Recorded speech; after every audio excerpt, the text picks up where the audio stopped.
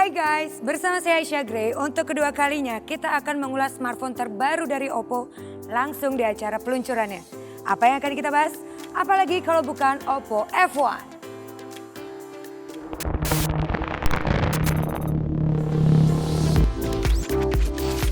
Secara kasat mata, sulit untuk membedakan mana Oppo F1, mana R7 Lite. Kedua smartphone ini punya bentuk yang benar-benar identik. Tapi kalau Anda memegangnya langsung, ada satu perbedaan paling mencolok. Memegang Oppo F1 terasa lebih nyaman karena keempat sisinya berbentuk melengkung, tidak lagi lurus. Lengkungan ini terasa lembut di telapak tangan. Sama seperti R7 Lite, Oppo F1 punya dimensi layar 5 inci 2,5D dengan pelindung Gorilla Glass 4. Smartphone ini juga terasa kompak, antar sisi layarnya bisa dijangkau ibu jari. Asiknya, Oppo F1 juga tipis dan punya bobot yang ringan. Tebalnya 0,7 cm dan beratnya 134 gram. Buat pengguna wanita, hal ini pastinya menyenangkan. Meski tipis, Oppo F1 terasa kokoh dengan bodi metal yang menjadi satu kesatuan alias unibody. Oppo menawarkan F1 dalam dua pilihan warna saja, yaitu gold dan rose gold. Sementara di sisi depan didominasi warna putih. Yang kami sayangkan, Oppo F1 tidak punya backlight pada tombol menunya. Sebagai smartphone tumpuan Oppo tahun ini, F1 dibekali UI terkini. Apalagi kalau bukan ColorOS 2.1. UI ini berjalan di atas sistem operasi Android 5.1.1. Seperti pada video komparasi UI yang pernah kami buat sebelumnya, ColorOS 2.1 terkenal responsif dan irit. Pada F1, UI ini secara default hanya memakan RAM 800 MB. Kalau menjalankan 3 hingga 5 aplikasi, konsumsi RAM meningkat jadi sekitar 1 GB. Artinya, masih ada sekitar 2 GB RAM yang nganggur untuk menjalankan lebih banyak aplikasi. Meski UI-nya irit, Oppo F1 tetap dijejali lumayan banyak fitur dan tanpa bloatware. Secara default, Oppo F1 punya aplikasi All-in-One Security Center.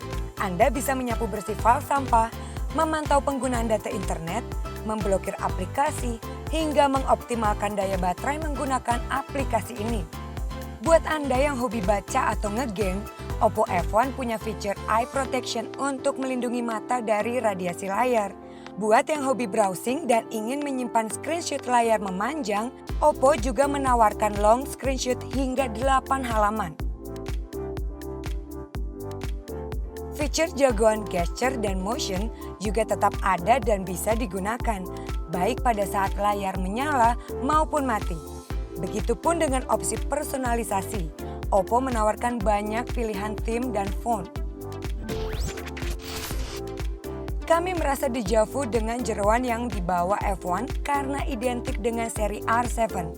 Oppo F1 diotaki prosesor octa-core Snapdragon 615 versi kedua yang sudah ditingkatkan kecepatannya dari 1,5 menjadi 1,7 GHz. Prosesor ini dinamakan Snapdragon 616. Ditemani GPU Adreno 405 dan RAM 3 GB, Oppo F1 meraih skor 35.000 poin pada AnTuTu benchmark. Sejatinya, smartphone ini diciptakan untuk para penggila selfie. Namun, Anda yang hobi ngegame masih bisa mengandalkan F1 untuk bermain. Kami menjajalnya dengan game Breakneck dan Traffic Rider. Game berjalan lancar. Namun, untuk game seberat Sniper Fury, Anda wajib menggunakan opsi grafis medium dan game dapat berjalan lancar. Oppo F1 juga tidak mengeluarkan panas berlebihan. Kalau Oppo R7 series menggunakan panel AMOLED, lain halnya dengan Oppo F1 yang punya panel layar IPS dengan resolusi 720p. Resolusi ini jelas bukan yang terbaik di kelasnya. Namun apa yang disajikan oleh layar F1 tidak mengecewakan. Sama halnya dengan speakernya, bukan yang paling kencang, tapi speakernya mengeluarkan suara sedikit di atas rata-rata.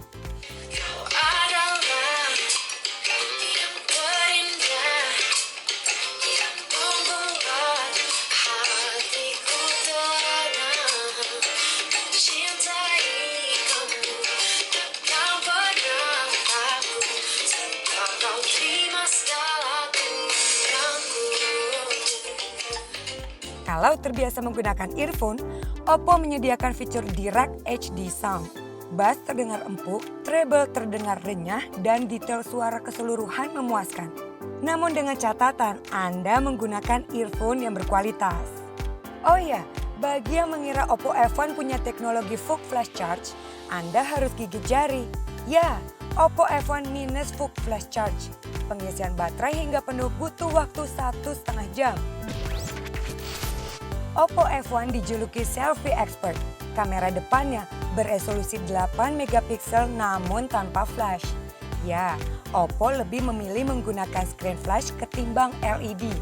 Flash ini bisa menerangkan wajah dengan lebih natural. Namun jika memotret di tempat sangat gelap, hasil foto jelas kalah terang dibanding LED flash.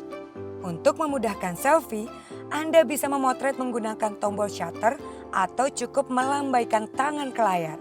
Kalau mau terlihat lebih sempurna, aktifkan efek Beautify 3.0 dengan tingkatan weak, medium, atau strong.